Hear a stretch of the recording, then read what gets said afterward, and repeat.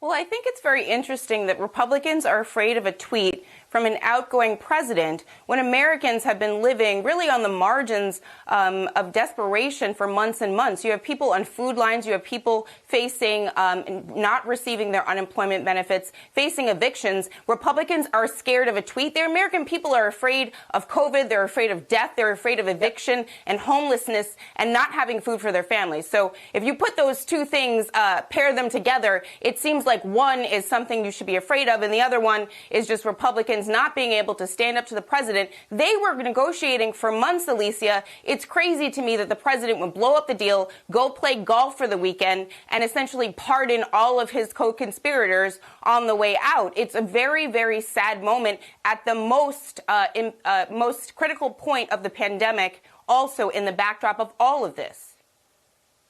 Zerlina, to pick up on your point, it is cruel, and there are Americans who are very much relying on this additional relief.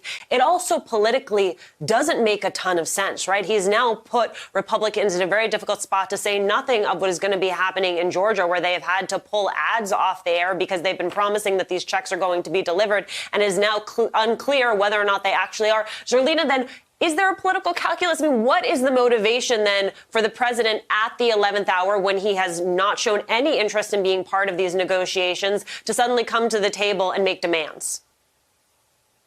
Well, he came from the world of reality television, and I honestly think that part of this is just getting us all to talk about him today and to get all of the attention placed on him, because that is where he feels most comfortable, and he's been that way for the last 4 years. So I'm only basing this on his past behavior. But in this particular moment, he is the outgoing president. For the last month, he could have been a part of these negotiations to make something happen for the American people, but he didn't. He spent the last month challenging the election he lost in court based on conspiracy theories. And so to me, it seems like you have a president who is increasingly out of touch, going to play golf on the back nine, while Americans are dying, thousands every single day. They don't have the resources they need, and they don't have a Republican Congress with the courage to stand up to a president who will no longer be in power in just a couple of weeks. And that's pretty sad, if you ask me. Tyler, you've also got a potential partial government shutdown looming, since the COVID relief bill is tied to the larger spending package. How likely is a government shutdown next week? Can Congress avoid one?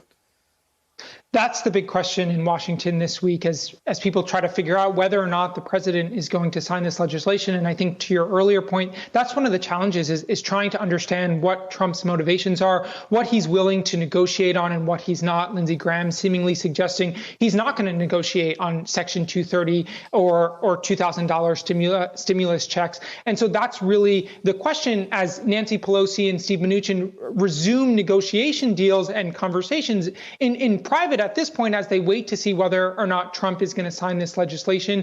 If he does, then the shutdown is avoided. But without knowing what the president is going to do, congressional Democrats and Republicans, along with their negotiating partner, Steve Mnuchin, need to go back to the drawing board and see whether or not they can pass a stopgap resolution that would avoid a shutdown. But then again, it's unclear whether or not the president would sign a stopgap resolution that doesn't even include some of these larger priorities that he's outlined at the 11th hour here.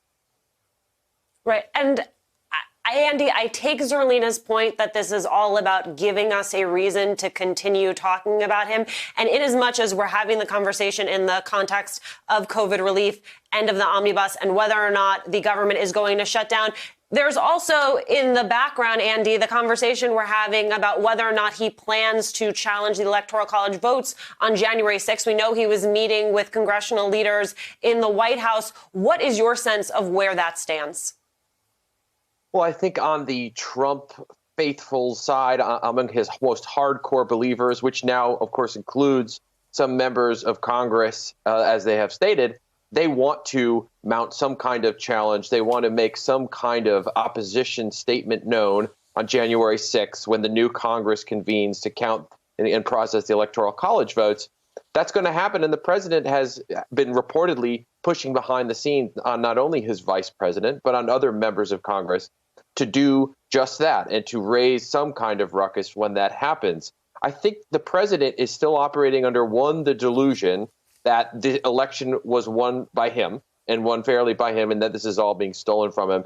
And two, I think there's a sense of grievance that he is not getting what he wants, as he believes he always should, and that his own party seems to be slowly backing away from him, tiptoeing away from him. You see Senator Mitch McConnell recognizing President-elect Joe Biden. You see this deal getting negotiated where Senate Republicans and House Democrats are working together. And so I do think Zerlina is absolutely onto something, that the president feels the sort of spotlight moving away from him.